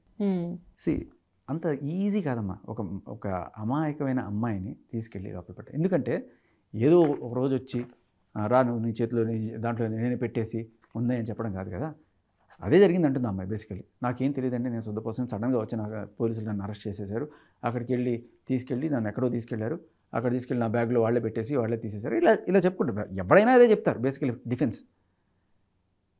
నన్ను ఇరికిచ్చారు, ఎందుకు ఇరికిచ్చారంటే రాజధాని ఇరికిచ్చాడు. ఎందుకు రాజధాని ఇరికిచ్చాడంటే మాల్వి మల్హోత్రాని చేసుకోవడానికి నన్ను అడ్డం తప్పించుకున్నాడు. మాల్వి మల్హోత్రాకి నిజం నీకు ఎప్పుడో బ్రేకప్ అయిపోయింది, ఎప్పుడు యూ ఆల్రెడీ మూడ్ ఆన్. మరి ఇప్పుడు ఈ కథ అంతా ఎందుకంటే సింపుల్, అది ఉంది కదా, అనగనగా ఊళ్ళో రాజు ఉంటాడు, వాడికి 7 మంది, గడ్డి మొప్ప ఎందుకు అడ్డం వచ్చావంటే చేప ఎండలేదంటే లాస్ట్ అన్నీ పోతూ ఉంటాయి. అది ఇది ఎందుకంటే పొట్టలో వేలు పెడితే వేలు నేను కొట్టనా అని చెప్పి అలా ప్రధానికి రీజన్ చెప్పుకుంటూ పోవచ్చు. కానీ this is her biggest problem. ఇదంతా మీడియా కవరేజ్ హడావిడి టీఆర్పీలు వస్తుంటే ప్రతి ఒక్కళ్ళు కూడా దీని గురించి మాట్లాడతారు తప్ప ఆవిడ జీవితం ఎందుకు టీఆర్పీ అంటారు, న్యాయ పోరాటం అనుకోవచ్చు కదా. ఎవరు ఆవిడ? మేము మీడియా చేసేది. మీరు కాదమ్మా నేను చెప్పేది. ఆవిడని అదే పనిగా చూపిస్తూ ఆవిడ చేసే ప్రతిదాన్ని కూడా ఆవిడ ఆత్మహత్య చేసుకుంది, ఆవిడ ఏం చేసింది, ఆవిడ నిరాహార దీక్ష, ఇవన్నీ కూడా ఎక్కడెక్కడ బ్రేక్ అవుతున్నాయి. సో బేసికలీ ఒక ఛానల్ గట్టిగా నమ్మింది పాపం, ఆవిడ దాంట్లో న్యాయం ఉందని చెప్పి ఆవిడ కోసం పోరాటం చేస్తున్నారు. బట్ నేననేది ఏంటంటే దానికి ఆవిడ జీవితంలో ఇది చాలా చిన్న సమస్య, ఆవిడ జీవితంలో అత్యంత పెద్ద సమస్య ఈ డ్రగ్స్ సమస్య. ఆ కేసు నుంచి బయటపడడం ఎట్లా అనే దానికి ఇది అయి ఉండొచ్చు. మనం డాట్స్ కనెక్ట్ చేస్తే అందుకే మీరు ఎఫ్ఐఆర్లో చూస్తే, ఈ ఎఫ్ఐఆర్లో రాజధాని మీద పెట్టిన కేసులో ఆవిడ క్లియర్ కట్గా మెన్షన్ చేసింది, రాస్తారు నాకు కావాలనుకుంటే రాస్తారు నన్ను డ్రగ్ కేసులో ఇరికిచ్చాడని కూడా రాసింది. అంటే ఏంటి, పోలీసులు కుమ్మక్కయ్యారా? అంటే పోలీసుల మీదే ఎఫ్ఐఆర్ చేసుకున్నట్టు కదా. ఈ పోలీస్ కూడా ఎవరు సపోర్ట్ చేస్తున్నారు లావణ్య తరపు నుంచి అన్నారు అన్నట్టుంది. ఎందుకంటే ఒక కాల్ రికార్డు ఉంది, దాంట్లో ఏంటంటే క్లియర్ కట్గా she says, I mean Raj తరుణ్కి వీడికి మధ్య జరిగిన కాన్వర్సేషన్లో అది కూడా లీక్ అయింది, బయటికి వచ్చింది. దాంట్లో ఏం చెప్తుంది, అడుగుతున్నాడు మనోడు, ఏంటి నువ్వు ఆవిడ చెప్తాను నాకు మాల్వి ఎక్కడ పోయిందో తెలుసు, ఏం చేస్తుందో తెలుసు, వాళ్ళ నాన్న నంబరు అవన్నీ తెలుసు, ఏదో చెప్తుంటే మాల్వి వాళ్ళ నాన్న నంబర్ నీ దగ్గరికి ఎలా వచ్చింది అంటే కాల్ లిస్ట్ ఎవరిది, నాదే మాల్విదే అంటే మాల్విది. కాల్ లిస్ట్ ఎలా తీసావు నువ్వు? ఒక లొకేషన్ కాల్ లిస్ట్ తీయాలంటే ఇప్పుడు సపోజ్ రాస్తారంటే ఏదో అనుకోవచ్చు, బట్ మాల్వి వాళ్ళ నాన్న నంబరు ఎలా తీసామంటే కాల్ లిస్ట్ తీపిచ్చానని క్లియర్గా చెప్పింది ఆవిడ. We have that record. So she is getting some help from department. ఇవన్నీ ఎలా ఉంటాయంటమ్మా, అమ్మాయి ఏదో ఒక చిన్న కేసులో జైలుకి వెళ్ళడము ఇలాంటివి జరిగినప్పుడు జనరల్గా పోలీసులకి వీళ్ళే మంచి ఫ్రెండ్స్ అవుతుంటారు. అంటే సార్ ఎలా ఉన్నారు సార్, ఒకసారి ఫస్ట్ అరెస్ట్ చేసేటప్పుడే చాలా సీరియస్గా ఉంటారు పోలీసులు, లోపలికి బాధ అంటారు. తర్వాత కూర్చున్న తర్వాత వాళ్ళకి తోచదు వీళ్ళకి తోచదు మాట్లాడుకుంటారు. తర్వాత ఏదో మొత్తానికి కొన్నిసార్లు నాకు న్యాయం చేయండి సార్, నన్ను వాడు అన్యాయం చేశాడు సార్, వీడు అన్యాయం చేశాడు సార్ అని చెప్పి పోలీసులతో ఫ్రెండ్షిప్ చేసుకొని తర్వాత కొంతమంది ఎవరన్నా సరే కొంత ప్రలోభానికి గురైతే వాళ్ళని కూడా ఇలా వాడుకుంటారు. పొరపాటున ప్రలోభానికి గురైతే వాళ్ళతో ఉన్నవి వీడియోలు కూడా చిత్రీకరించుకొని తర్వాత అదే పోలీస్ ఆఫీసర్ని బ్లాక్మెయిల్ చేసి వాళ్ళని కాళ్ళ కింద చెప్పులా కూడా వాడుకుంటుంటారు. సో వాళ్ళ ఉద్యోగాలు పోతాయని భయంతో వాళ్ళు కొంతమంది సహకరిస్తే, కొంతమంది మోజుతోటి సహకరిస్తే, కొంతమంది డబ్బుల కోసం సహకరిస్తే, ఇలా ఏదైనా అవ్వచ్చు. కానీ కొంతమంది నిఖార్సైన వాళ్ళు కూడా ఉంటారు, నిఖార్సైన వాళ్ళే ఎక్కువ ఉంటారు. బట్ ఇలాంటి ఒకళ్ళు ఎవరన్నా ఉండి ఇలాంటి పని చేయిస్తుండొచ్చు, లేకపోతే అంత క్లియర్గా కాల్ లిస్ట్ ఎలా తీస్తుంది? ఇంత సైకోయిజం ఉందంటారా లావణ్యలో? మీరు విని తర్వాత కూడా మీరు నన్ను అడగకుండా మీరే చెప్పాలి, నన్ను అడగండి. ఎందుకంటే చాలామంది అమ్మాయిలు ఆడవాళ్ళు కూడా కొంత గొడవలైనప్పుడు అగ్రెసివ్గా బిహేవ్ చేస్తారు. నేపథ్యం వేరు, అగ్రెసివ్ నేచర్ వేరు అండ్ పక్కా ప్లాన్డ్గా సైకోయిజం చేయడం వేరు అనేది అంటే నాకు తెలియదు, మిమ్మల్ని అడుగుతున్నాను, మీకే తెలియాలి. మీరు కొన్ని గొడవలు చూసుండొచ్చు, వినుండొచ్చు, ఎక్కడైనా కూడా ఎంత గొడవ వచ్చినా కూడా అంటే నాకు తెలిసి ప్రపంచంలో నేను ఇప్పుడు ఇలా తిట్టడం ఎప్పుడు వినలా. ఓకే, వింటే మరుగుతుంది రక్తం. అందుకే నేను ఆ రోజు ఆవిడతో అంత సీరియస్గా మాట్లాడాను. అంత సీరియస్గా నేను అలా నేను ఫోన్ చేసినప్పుడు లెఫ్ట్ అండ్ రైట్ ఇవ్వడం అదే కారణం. అంటే కానీ ఇప్పటికీ కూడా ఆవిడ ఒక్క క్షమాపణ వాళ్ళ అమ్మకి చెప్పిందా? అంత ఇప్పుడు ఆవిడేమంటుంది, నేను ఆ రోజు మీరు నాకు ఆవిడకి జరిగిన కాన్వర్జేషన్ జాగ్రత్తగా వింటే దాంట్లో నేను చెప్పాను, ఎందుకండి మీరు ఇంత పర్సనల్గా తీసుకొని ఇది చేస్తానంటే, నా ఫ్రెండ్ తల్లిని తిట్టావు నువ్వు, పచ్చి బూతు తిట్టావు నువ్వు, ఎవ్వరు ఆడదనేది ఎవరు తిట్టాలి, అందుకే నువ్వు ఆడదానివే అని అడిగాను నేను. అంత పచ్చి బూతు తిట్టినప్పుడు ఇలాగే ఉంటుంది రియాక్షన్, ఫ్రస్ట్రేషన్ వస్తే. అది ఆవిడ నాకు కాల్ చేస్తే ఆవిడ అడిగితే చెప్పాను తప్ప నేను ఎవరికి చెప్పలేదు. ఆవిడ ఏం చేసింది, ఆ కాల్ రికార్డ్ చేసేసుకొని అది మీడియాకి ఇచ్చింది. ఇంకా నన్ను మహిళా సంఘాలు వాళ్ళు వీళ్ళు వచ్చి ఆడదాన్ని అలా అంటావా, నేనేమన్నాను, ఆవిడ చేసిందే అన్నాను, ఆవిడ కాల్ రికార్డులో ఉన్నదే అన్నాను. బట్ నేను ఆ కాల్ రికార్డులో చాలా క్లియర్గా చెప్పాను, ఇప్పటిదాకా నేను బయటికి ఇవ్వాల, వాళ్ళ అన్నమ్మని నువ్వు అన్ని మాటలు అన్నావు, ఓకే, అది నిజంగా బయటకి ఇస్తే నువ్వు మొహం ఎక్కడ పెట్టుకుంటావు, మస్తాన్ సాయితో నువ్వు లిటరల్లీ అంటే నాకేం సంబంధం లేదని ఇక్కడ చెప్తున్నావు కాదు. ఇప్పుడు ఎఫ్ఐఆర్లో క్లియర్ కట్గా మస్తాన్ సాయి నాకు కావాలని చెప్పి కేసు పెట్టావు, రిలేషన్ ఉందని అని చెప్పావు. ఇవాళ ఇది నా రాత కాదు నాతో పెట్టించారన్నావు, అది కూడా ఒప్పేసుకుందాం. కానీ నీ నోటితో నువ్వు అన్నావు కదా, నేను మస్తాన్ సాయితో 4 గోడల మధ్య ఉన్నాను అని నేను సంస్కారవంతంగా చెప్తాను, ఆవిడ చెప్పాల్సిన మాట చెప్పింది. అది కూడా చెప్పా, ఇది బయట పెడితే నువ్వు మొహం ఎక్కడ పెట్టుకుంటావు అని నేను అడిగాను నేను. సో ఆ కాన్వర్జేషన్ రికార్డ్ చేసి బయట పెట్టింది. ఇప్పుడు ఈవిడే ప్రైవసీ గురించి మాట్లాడుతుంది. అది వచ్చిన తర్వాతే ఆ కాన్వర్జేషన్ ఆవిడ బయట పెట్టిన తర్వాత she gave me the right to ఆవిడ ప్రైవేట్ కాన్వర్జేషన్ బయటకు తీసుకురావడానికి. నా ప్రైవేట్ కాన్వర్జేషన్ నాకు ఆవిడ మధ్య నేను 100 తిట్టుకోవచ్చు, అది కూడా నేను ఫోన్ చేసి తిడితే దాని తప్పు. బట్ నువ్వు ఫోన్ చేసి నన్ను అడిగావు, నేను ఆన్సర్ చెప్పాను, అది నువ్వు నా పర్మిషన్ లేకుండా నువ్వు తీసుకెళ్ళి బయట పెట్టావు, నీకే రైట్ ఉంది. నేను ఫోన్ చేసి నేను తిడితే నీకు రైట్ ఉంది. ఇప్పుడు మీరు దీని మీద కేసు పెట్టచ్చు, టెలిగ్రాఫ్ యాక్ట్ ఉంది. అదేంటున్నా చిన్న వాటికి పాయింట్లెస్, ఓకే. కానీ నేను అదే ఆవిడ ఈ చర్య ఏం సూచిస్తుంది, మిగతా వాళ్ళ సంగతి నాకు తెలియదు. ఇప్పుడు ఈ 4 గోడల మధ్య కాన్వర్జేషన్ తీసుకొచ్చి నన్ను అడుగుతున్నారంది కదా, ఇప్పుడు నాకు అడిగే హక్కు ఉందా లేదా? ఆవిడ ఈ ప్రైవేట్ కాన్వర్జేషన్ బయట పెట్టినప్పుడు అది జరిగిన తర్వాతే ఆ నెక్స్ట్ రోజే నేను బయట పెట్టాను. మీరు గమనిస్తే క్లియర్ కట్గా ఇది ఇంత దారుణంగా వాళ్ళ అమ్మని తిట్టింది అనే విషయం నేను తీసుకొచ్చింది బయట పెట్టింది ఆవిడ జరిగిన తర్వాతే. కాబట్టి ఆవిడ ఫస్ట్ నా ప్రైవసీ అనేటప్పుడు అవతల వాళ్ళ ప్రైవసీ కూడా మీరు భంగం కలిగించకూడదు. మీరు ఎప్పుడైతే అవతల వాళ్ళ ప్రైవేట్ టాక్ని పబ్లిక్ చేశారో అవతల వాళ్ళని అడిగే హక్కు మీకు ఎక్కడ ఉంటుంది? That's my point. అది ఆ కాల్ రికార్డ్ మా పర్సనల్గా మాట్లాడుకుని తీసుకొచ్చి అందరికీ ఎలా వినిపిస్తావు? మరి నా పర్సనల్తో మాట్లాడినప్పుడు నువ్వు అందరికీ ఎలా వినిపిస్తావు? నువ్వు చేసిన తర్వాత నేను చేశాను. అది పాయింట్. అంటే ఇప్పుడు రాస్తారన్ గారు మీకు డబ్బులు ఇచ్చి ఇట్లా చేయమంటున్నారు అని అడుగుతూనే ఉన్నారమ్మా, ప్రతి మీడియాలో నేను చెప్తూనే ఉన్నాను. బట్ ఒకవేళ నిజంగానే అనుకోండి, ఫర్ సపోజ్ రాస్తారన్కి డబ్బులు ఇచ్చి పెట్టుకోవాలనుకుంటే నేనేమన్నా ఎస్టాబ్లిష్డ్ లాయర్నా? లేకపోతే ఇంతకుముందు నేనేమన్నా ఎప్పుడైనా ఇట్లా వచ్చి పోరాటాలు చేసిన వాడినా? కాదు కదా. ముందు నుంచి కూడా అమ్మాయిలకు అగెనిస్ట్ కదా. అమ్మాయిలు కన్నా అస్సలు కాదమ్మా. కొంతమంది ఇప్పటికీ అర్థం కావట్లేదా? అమ్మని తిరిగితే నాకు అంత కోపం వస్తుందంటే అమ్మాయి కాదు అంటే మీరు ఓన్లీ యంగ్ గర్ల్స్ గురించి మాట్లాడుతున్నారా? అంతే. అంటే మీరు అన్నారు కదా ఇప్పుడు ఉన్న పాయింట్ ఫస్ట్ స్టార్టింగ్ మీరు ఇంటర్వ్యూ స్టార్టింగ్లో కొంతమంది 0.1% వల్లే ఇట్లుంటారు అని చెప్పి, అంటే గతంలో మీకు ఉండొచ్చు. మనకి ఒక ప్రియారిటీ అనేది ఉంటుంది జీవితంలో. పసిపిల్లలు నంబర్ 1 ప్రియారిటీ అమ్మా, గర్భవతులు నంబర్ 2 ప్రియారిటీ, తర్వాత వృద్ధులు, వాళ్ళని అందరినీ మనం రెస్పెక్ట్ చేయాలి. మనం ఏదైనా వాళ్ళ క్యూలో ఉన్నప్పుడు లేకపోతే వాళ్ళకి ఏదైనా వచ్చినప్పుడు మనం తప్పుకోవాలి వాళ్ళకి. తర్వాత ఎక్కడో అమ్మాయి, నువ్వు అమ్మ అనేది మనకి ప్రపంచంలోనే మనకి మొట్టమొదటి ఇష్టమైన మనిషి. అలాంటి మనిషిని యూ కాంట్ డూ దట్. నేను అదే చెప్తున్నా కదా, ఇన్ని నేను చెప్తున్నా కూడా ఒక్కసారి ఏదో అనుకున్నాం, ఏదో అక్కడ అన్నాం కాదు కదా, క్షమాపణ చెప్పావా? రాజ్ తరుణ్, జస్టిస్ ఫర్ రాజ్ తరుణ్ కాదు, justice for Raj Tarun mother. క్షమాపణ చెప్పు ఫస్ట్. నువ్వు అసలు మీద ఏదన్నా మాట్లాడాలనుకున్నా కూడా నీకు అది చెప్పాల్సిన బాధ్యత ఉందా లేదా? వాళ్ళ నాన్న నేనేమన్నా అన్నానా అంటది, ఎందుకంటే సాక్ష్యం లేదు కదా. పాపం ఆయన చెప్తున్నాడు ఇట్లా అని, సాక్ష్యం లేదు కదా, రికార్డ్ లేదు కదా, ఆన్ రికార్డు.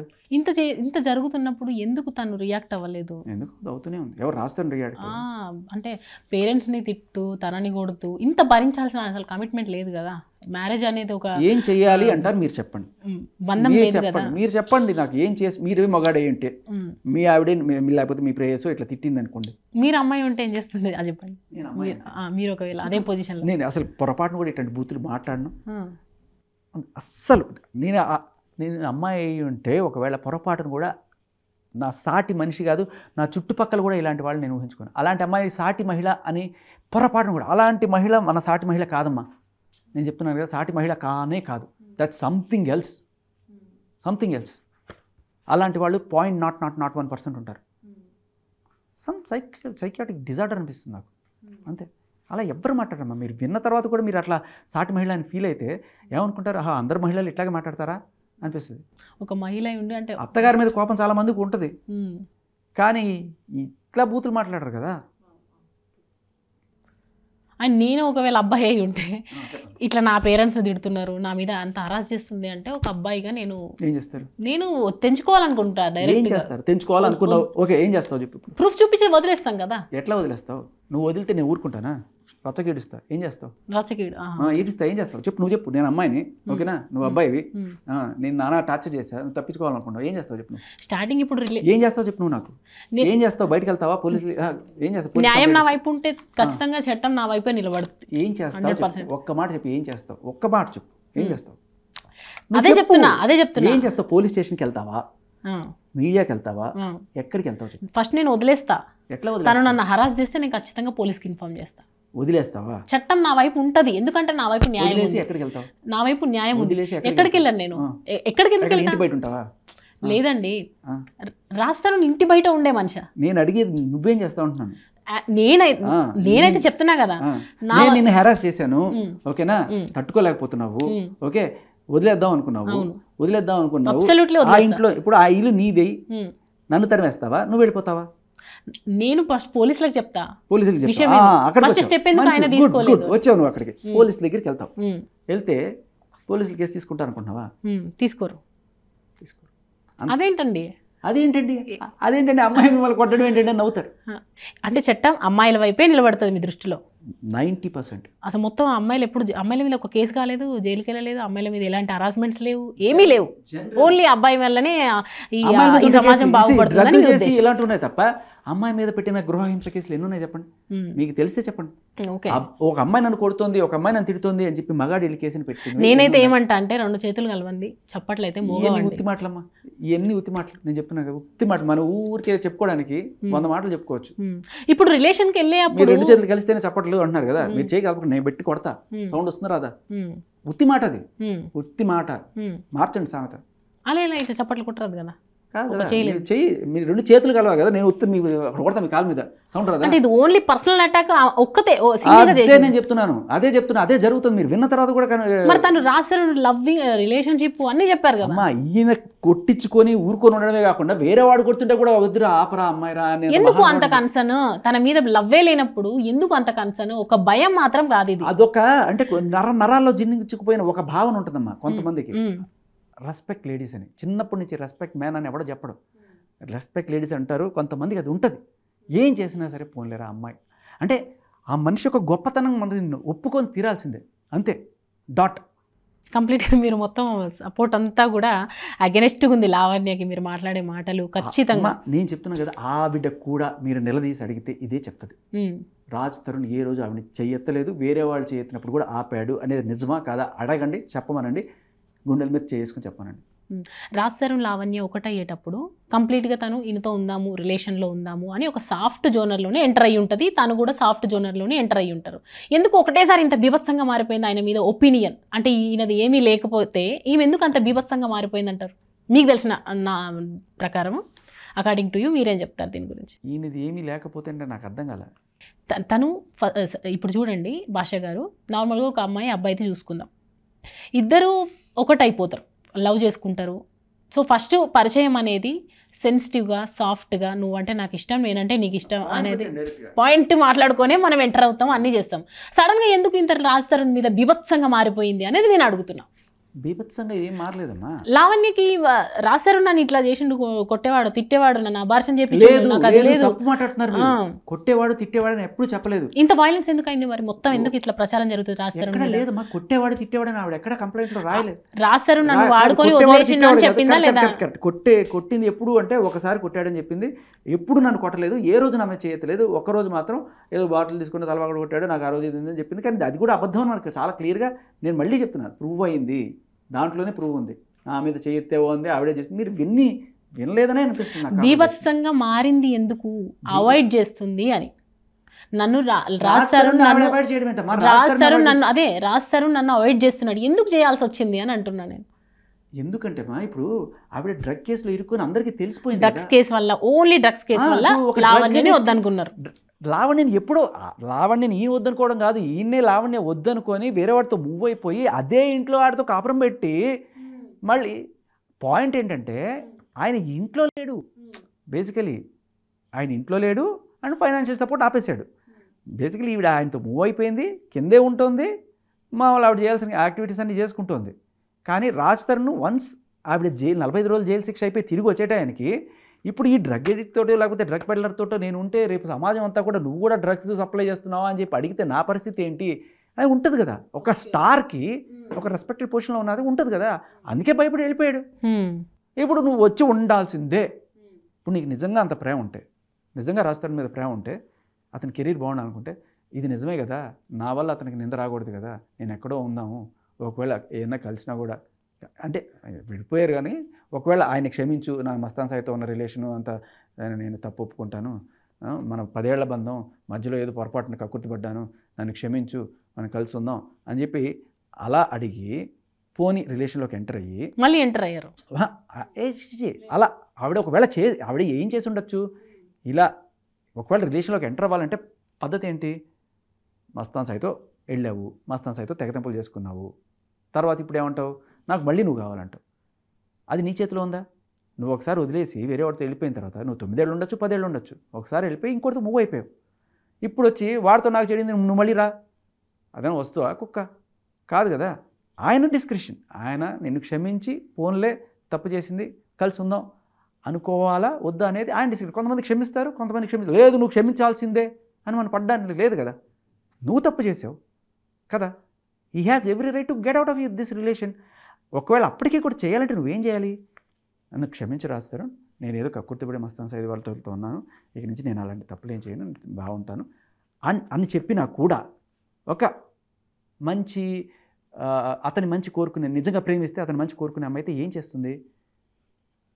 నేను డ్రగ్ పెడ్లర్ని ముద్దబడింది కదా, నువ్వు వస్తే నీకు నిజంగానే అప్రతిష్ట వస్తుంది నా వల్ల, ఎక్కడో కనబడకుండా అజ్ఞాతంలో ఉంటాను, వస్తూ పోతూ ఉండు, ఇలా చెప్తా. అలా అమ్మాయిలు ఎందుకు ఉండాలి?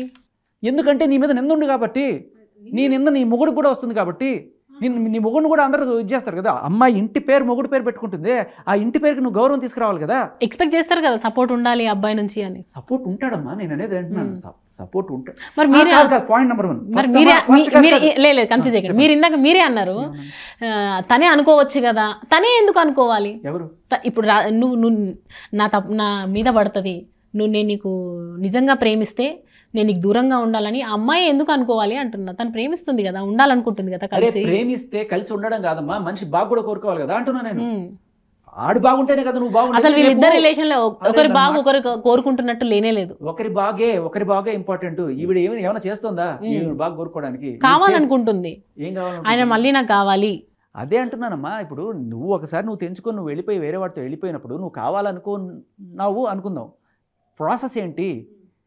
అడుక్కోవాలి, క్షమించమని అడుక్కోవాలి. తప్పు అయిపోయింది, నేను వేరే వాడితో మూవ్ అయ్యాను, నా తప్పు క్షమించి నన్ను మళ్ళీ తీసుకో అని అడగాలి. లేదు నువ్వు రావాల్సిందే అని కేసు పెట్టే అర్హత నీకు ఎక్కడిది? అర్థమైందా? ఆడుకొని ఇక్కడ వరకు నా ఓపిక నశించి, అలాగే అంటారు నా పేషెన్స్ అని నశించిపోయి నేను ఇట్లాంటి యాక్షన్స్ తీసుకోవాల్సి వచ్చింది అని చెప్పి. మంచిది. మీకు అనిపించిన మీరు చెప్పండి ఈ అధికారం ఎవరి చేతిలో ఉంది? ఇప్పుడు నువ్వు తప్పు చేసినప్పుడు రావాలా వద్దా నా ఇష్టం, అంతే కదా. రావాలి అని అడిగే రైట్ ఎవరికి ఉంది? ఎవ్వరికి లేదు. నువ్వు తప్పు చేసావు, I have every right to leave you. నువ్వు 9 ఏళ్ళు ఉన్నావా, 20 ఏళ్ళు ఉన్నావా, 30 ఏళ్ళు ఉన్నావా, నాకు పాయింట్లెస్, అంతేనా? పోనీ ఆవిడ వర్షంలో ఇంకోటి కూడా ఉంది, నేను ఒక్కదాన్నే తప్పులు చేశానా, నువ్వు దాంతో తిరగలేదా, దీంతో తిరగలేదా? ఇదేంటి మాల్వీతోనని ఇంకొంతమంది అదే అంటున్నాను. నువ్వు ఆరోపణలు చేయి, ఇంకోటి చేయి. ఇప్పుడు ఏంటంటే నువ్వు తప్పు చేస్తే నాకు విడిపోయే హక్కు వస్తుంది. నువ్వు తప్పు చేసావు, తప్పుడు దానివి, నేను వెళ్ళిపోతా అంటావు. అదే నేను తప్పు చేశాను అనుకో, నీకు విడిపోయే హక్కు వస్తుంది. తప్పుడు ఆడ నీతో ఉండను రా పో అంటావు. కానీ ఇద్దరం తప్పు చేస్తే ఇద్దరికి విడిపోయే హక్కు వస్తుంది తప్ప కలిసి ఉండే హక్కు ఎక్కడి నుంచి వస్తుంది అంటున్నాను. కలిసి ఉండే హక్కు రావాలంటే ఇద్దరు నికార్సుగా ఉండాలి. అట్లీస్ట్ నువ్వైనా నికార్సుగా ఉండాలి. నువ్వు అడుగుతున్నావు కదా, నువ్వు తప్పు చేసావు, నేను తప్పు చేయాలా, అప్పుడు నేను నిన్ను అడగచ్చు, మూసుకొని ఉండరా, నువ్వు వెళ్ళిపోవడానికి వీల్లేదు, ఎందుకంటే నాకు తప్పులేదు, అంతేనా? న్యాయంగా ఉందా? అంతేగాని నేను తప్పు చేసేసి నువ్వు మూసుకొని ఉండాల్సిందే అంటే కుదరదు కదా. అర్థమైందా కాలేదలా? న్యాయమేనా? అదే న్యాయం నేను చెప్తున్నాను. న్యాయం అడిగింది, న్యాయం నేను చెప్పాను. అది ఒకవేళ ఇది మీరు అడిగేది న్యాయంగా, మీరు అడగాల్సింది ఏంటంటే క్షమాపణ. వాళ్ళ అమ్మని క్షమాపణ అడగాలి. మీరు మస్తాన్ సాయితో ఉన్నదాన్ని ఒప్పుకొని ఇంత క్లియర్గా మీ నోటితో ఉన్నది మీరు రాసింది ఇవన్నీ కూడా ఏదో తప్పుడు అని ప్రూవ్ చేస్తున్నారు. కానీ నిజంగా చేయాలంటే అతను క్షమాపణ అడిగి నన్ను చూసుకో అని అడగాలి. Up to him.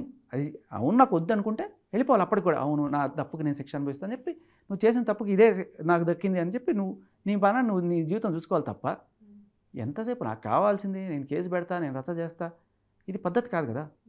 అవునా కాదా? అంతే. ఇప్పుడు ఒక అడ్వకేట్ కూడా స్ట్రాంగ్గా సపోర్ట్ చేస్తున్నారు ఈ లావణ్య విషయాలు. అంటే ఆయన తీసుకున్న కేసు ఎప్పటికి కూడా ఇది అవ్వలేదు, అంటే ఖచ్చితంగా న్యాయం వైపు నిలబడతాడని ఒక ఇది ఉంది ఆయన మీద. సో ఏం చెప్తారు ఆయన పట్ల, మీ ఒపీనియన్ ఏంటి దీని పట్ల? బేసికలీ ఇద్దరు అడ్వకేట్లు ఉంటారు. ఒకళ్ళు ఈ పక్కన వాడిస్తుంటారు, ఒకళ్ళు ఈ పక్కన వాడిస్తుంటారు. ఎవరు గెలిస్తే వాళ్ళ న్యాయం, అవతల వాళ్ళు ఇది, అంతే కదా. అంటే సగం అడ్వకేట్లు అన్యాయమే వాదిస్తున్నారు, అంతేనా? ఏదైనా సరే అడ్వకేట్ ఫస్ట్ జనరల్గా ఎథిక్స్ ప్రకారం చూసుకుంటే న్యాయం ఉందా లేదా అని తెలుసుకొని వెళ్ళాలి. సరే క్లయింట్ ఏం చెప్తాడు ఇప్పుడు కూడా, కొన్ని ఫ్యాక్ట్స్ దాచిపెడతాడు. నిజంగా తప్పు చేసినా కూడా అవన్నీ ఎందుకులే సార్, ఇవే సార్ ఫ్యాక్ట్స్ అవే అని చెప్పి ఏదో అతను నన్ను కొట్టాడు సార్, వాడు నన్ను కొట్టాడు సార్, వాడు నన్ను తిట్టాడు అంటారు. కానీ వీడు వాడిని కొట్టింది ఇవన్నీ కూడా దాచిపెట్టేస్తాడు. అడ్వకేటు పాపం నిజమే నా వాడికి అన్యాయం జరిగిందని చెప్పి తీసుకొని పాపం న్యాయం చేద్దాం దూకుతాడు. ఒకసారి దూకిన తర్వాత మెల్లగా ఒక్కొక్కటి బయటకు వస్తుంది. అదేంటి నువ్వు నాకు చెప్పలేదు ఇది చేసావని, ఇదేంటి నువ్వు ఈ కేసు పెట్టావు నాకు చెప్పలేదు. ఇంకేం చేస్తాడు ఒకసారి నెత్తిన వేసుకున్న తర్వాత, యూటర్న్ తీసుకుందామా, ఫీజు తీసుకుందాము, లేకపోతే ఏదో ఒకటి బయట అంతా మీడియాలో ఉంది, ఏదో ఒకటి చేసి కాపాడాలి కదా క్లయింట్ని. పాపం ఆయన అడ్వకేట్గా ఆయన బాధ్యత ఆయన చేస్తున్నాడు. ఒక అడ్వకేట్గా ఆవిడికి న్యాయం చేయాలి. న్యాయం అంటే ఆయన తీసుకున్న డబ్బులకో లేకపోతే ఆయన తీసుకున్న డిసిషన్కో కట్టుబడి ఆవిడకి ఏదో రకంగా ఆవిడకి సపోర్ట్ చేయాలి. కరెక్ట్ న్యాయం కూడా కాదు, సపోర్ట్ చేయాలి అని డిసైడ్ అయ్యి ఏదో రకంగా రక్షించే ప్రయత్నం చేస్తున్నాడు. మరి దాన్ని జనాలు ఎంతవరకు నమ్ముతారు అనేది మీరే చెప్పాలి. ఇప్పుడు ఇంత క్లియర్గా ఎఫ్ఐఆర్లో ఆవిడ రాసింది, సంతకం పెట్టింది, అన్నీ చేసిన తర్వాత ఇవాళ నాకు సంబంధం లేదు ఎవడో రాయిచ్చాడండి. సో మేబీ ఆయన నమ్మాడేమో. మీరు నమ్ముతారా? మీరు నమ్ముతారా చెప్పండి. అరే అన్నది చెప్పండి, నన్ను అడగడమే కదా, నేను అడుగుతాను, మీరు చెప్పండి. ఇది కంక్లూజన్ కాదు కదా, క్వశ్చనింగ్ అంతే. చెప్పండి, మీరే అడుగుతారా, నేను అడగకూడదా? చెప్పండి, మీరు నమ్ముతున్నారా? ఏమని ఇప్పుడు ఇంత క్లియర్గా రాసింది కంప్లైంట్. నాకు కావాల్సినన్ని సరైన సాక్ష్యాధారాలు వచ్చే వరకు నేను ఇద్దరిలో ఏది కరెక్ట్ అని నమ్మను. సో నా పాయింట్ ఆఫ్ వ్యూలో నేను కొన్ని అడగాలనుకున్నా, అది అడిగాను. అండ్ ఇంకోటి అంటే మీరు మాట్లాడుతున్న ఇప్పుడు మీకు ఇది చదివారా లేదా కంప్లైంట్? చదివాను. మీరు లేదు చూసాను, నేను మొత్తం చూసాను. అది కంప్లైంట్ ఒక్క పేరా నేను చెప్తాను, చెప్పండి. ఏదో అంతా రాసి లాస్ట్ ఇదంతా నన్ను పెళ్లి చేసుకోవాలని అడగడంతో నన్ను అడ్డు తప్పించాలని పథకం ప్రకారం మస్తాన్ సాయి తొతముట్టించాలని ప్రయత్నించాడు. పెళ్లి చేసుకోవాలని అడగడంతో ఎట్లా అడుగుతారమ్మా, ఇది సంతకం కూడా పెట్టింది. పెట్టిన తర్వాత ఇప్పుడు మీరు అది కూడా నమ్మనంటున్నారు. నాకు మీరు లావణ్య దగ్గర ఏమైనా డబ్బులు తీసుకున్నారని డౌట్ కాదు. మీరు నన్ను అడిగారు కదా, ఇంత చూపించినా కూడా మీరు నమ్మరు, గుడ్డిగా ఇంత చూపించినా మీరు నమ్మను అంటే నాకు అనిపిస్తుంది. అదే మీరు నన్ను అడిగారు కదా రాజస్థాన్ దగ్గర, మీరు నేను మాట్లాడుతున్నా, మీరు లావణ్య దగ్గర ఎంత తీసుకున్నారు? నేను అడగలేదు కదా. ఇప్పుడు అదే ఇంత చూపించినా కూడా ఇప్పుడు నేను ఇది చూపించాను, ఇన్నాళ్ళు ఎవరు చూపించలేదు. కేసు ఆల్మోస్ట్ యూటర్న్ తీసుకొని మొత్తం అన్ని రకాలుగా వాళ్ళే టీవీ ముందుకు వచ్చి సంజాయిషి ఇచ్చుకోవాల్సిన పరిస్థితికి వాళ్ళు వచ్చారు. అవునా? వచ్చినప్పుడు క్లియర్గా ఇది ఫేక్ కేసు అండి, మేము ఏదో ఎవడు పెట్టించాడు, వాడు పెట్టించాడు, వీడు పెట్టించాడు అని చెప్పి ఒక రేప్ కేసు, ఒక అమ్మాయి పోలీస్ స్టేషన్కి వెళ్ళి ఆవిడికి తెలియకుండా ఆవిడికి కంప్లైంట్ చూడకుండా రాస్తుందా? పోనీ ఆ పోలీస్ పక్కన ఉంటాడు 376 పెట్టినప్పుడు, అటెంప్ట్ మర్డర్ పెట్టినప్పుడు పోలీసులు చూడరా ఏం జరిగిందని? లిటరలీ ఈవిడ ఫొటోస్ అన్నీ సబ్మిట్ చేసి అక్కడ మొత్తం కేసులో చేసి అంతా చేసిన తర్వాత చేసి అక్కడ ఒప్పుకోకపోతే మళ్ళీ వాళ్ళకి వీళ్ళకి ట్యాగ్ చేసి రచ్చ చేసి ఇంత చేసింది. అయినా you don't want to believe, that's what I'm asking. మీరు లావణ్య దగ్గర ఎంత తీసుకున్నారు? లావణ్య దగ్గర నేను తీసుకోలేదని గట్టిగా చెప్తా. చెప్తే నిజమైపోతుందా? లేదు మీరు మొత్తం నా వెనకాల ఉన్న బ్యాక్గ్రౌండ్ సెట్ చేసుకోండి, చెక్ చేసుకోండి, మొత్తం నా ఫోన్ ఇచ్చేస్తా, నా అకౌంట్ బ్యాలెన్స్ ఇస్తా, అన్ని ఇస్తా. నేను తీసుకున్నానే తెలుసు, అట్లీస్ట్ ఆమె నెంబర్ కూడా నా దగ్గర ఉండదు, తీసుకోండి. మీరు అట్లా చెప్పగలుగుతారా అనేది చెప్తున్నా కదా. సీరియస్ నేను అడిగిన దానికి. అయ్యో ప్లీజ్, ఐఎమ్ రెడీ, దేనికైనా ready, please do it. Done. Yeah అయితే ఇప్పుడు వచ్చిన నేను అడిగిన క్వశ్చన్స్ అన్నీ కూడా మీ మీద పడుతున్న బాణాలు ఇవన్నీ. మీరు నాకు సమాధానం చెప్పరు. నేను తీసుకోలేదు, నమ్మలేదా అదే అడుగుతున్నాను. ఏం నమ్మడం? ఇది చెప్పాను కదా, ఆన్సర్ చెప్పాను కదా. సరైన సాక్ష్యాధారాలు బయటకు వచ్చి కంక్లూజన్ వచ్చే వరకు మేము నమ్మము.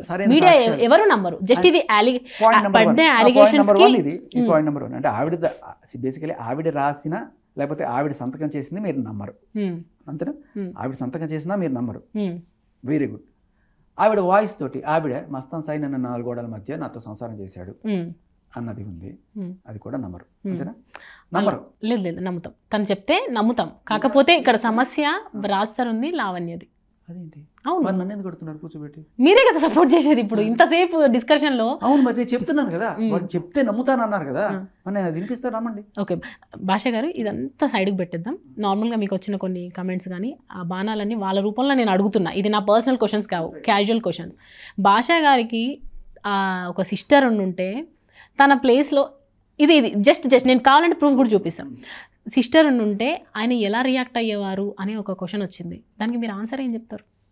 అట్లాంటి సిస్టర్ ఉందని కూడా చెప్పుకోను. ఫస్ట్ పాయింట్ అంటే చట్టం ఒప్పుకో, అంటే ఈ ప్లేస్లో అసలు అలా ఊహ కూడా చాలా చండాలంగా ఉందమ్మా, చాలా చండాలంగా ఉంది. అలాంటి సిస్టరే కదా, అలాంటి మనిషి నా చుట్టుపక్కల ఉండడానికి కూడా నాకు మనసు ఒప్పదు. ఒకళ్ళు అదే కామెంట్లో కింద ఒకళ్ళు పెట్టారు, ఆ కిందే ఒకళ్ళు పెట్టారు, ఒరే అంటున్నావు కదా నువ్వే ఈ అమ్మాయిని తీసుకెళ్ళి 2 రోజులు ఇంట్లో పెట్టుకుని నువ్వు చెప్పరా, ఈ బూతులన్నీ పడి నువ్వు ఉండగలవా?